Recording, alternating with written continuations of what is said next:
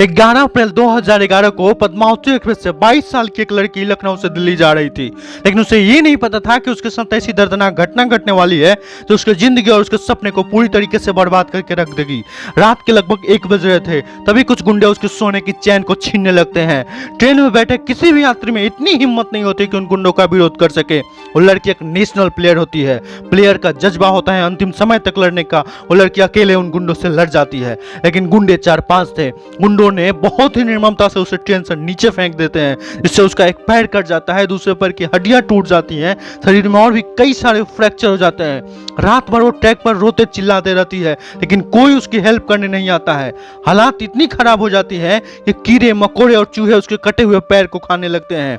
जब लोगों को पता चलता है कि वो एक नेशनल प्लेयर है, तब उसको नई दिल्ली के एम्स में भर्ती करा दिया जाता है।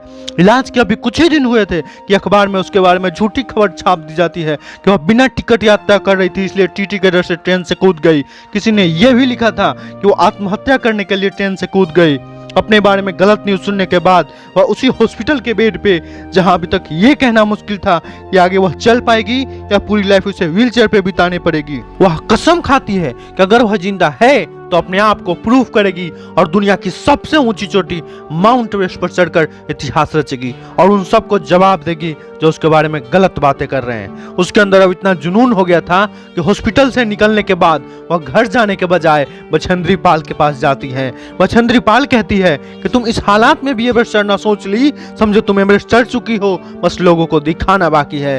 लेकिन कहने में और करने में बहुत अंतर होता है। अभी उसके घाव पूरी तरीके से भरे नहीं हुए थे। ट्रेनिंग के दौरान वो थोड़ा ही देर चलती थी तो उसके पैर से ब्लड आने लगता था, लेकिन वो अपने जिद पे कायम थी। उसके दिल और दिमाग में बस एक ही बात चल रही थी, एवरेस्ट फतह करना, चाहे कुछ भी हो जाए। बिना एवरेस्ट फतह किए वो वापस नहीं जाएगी। ट्रेनिंग कंप्लीट कर जब वो एवरेस्ट चढ़ने गई तो शेरपा ने उसके एक पैर को देखकर उसे एवरेस्ट पर ले जाने से मना कर देता है, लेकिन उस लड़की के जोश और जुनून को देखने के बाद शेरपा को भी हार मानना पड़ता है और वो लड़की 21 मई 2013 को दुनिया की सबसे ऊंची चोटी माउंट एवरेस्ट के टॉप पे होती है। आज उस लड़की को दुनिया अरुणिमा सिन्हा के नाम से जानती है।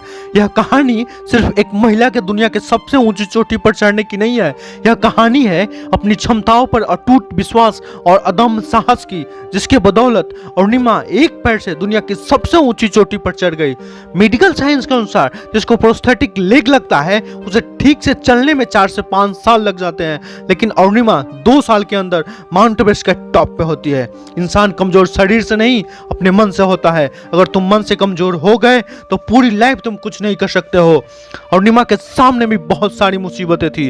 उसका एक पैर प्रोस्थेटिक था, दूसरे पैर में रॉड लगा हुआ था, शरीर में कई सारे फ्रैक्चर थे, पैसे नहीं थे, वो एक छोटे से गांव की लड़की थी, लोग उसको पागल बोलने लगे थे, लेकिन अरुणिमा अपने जिद पे कायम थी और अपने एक पैर से दुनिया की जितनी भी ऊंची चोटियां थी सबको फतह की। तुम्हारे सामने अगर एक प्रॉब्लम आ जाए तो तुम रोने लगते हो, हताश हो जाते हो और निराश हो जाते हो, 1000 बहाने आ जाते हैं तुम्हारे पास, लेकिन याद रखना जो मुसीबतों में ही नाम कमाते हैं वही बाजीगर कहलाते हैं।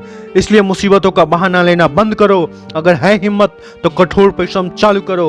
अगर अरुणिमा एक पैर से दुनिया की सभी ऊंची चोटियां चढ़ सकती है तो तुम भी वो सब कुछ कर सकते हो जो तुम चाहते हो। तुझ में भी असीमित क्षमता है। दिखा दो उन सबको जिसने तुझ पे विश्वास नहीं किया, जिसने तुझे लूजर बोला। दिखा दो कि तुझ में भी है दम, तुम नहीं हो किसी से कम। इसी विश्वास के साथ इस वीडियो को समाप्त कर रहा हूं कि अभी से तुम नए जोश और जुनून के साथ अपने लक्ष्य की तैयारी करोगे और तब तक नहीं रुकोगे जब तक तुम उसे हासिल नहीं कर लोगे। जय हिंद, जय भारत।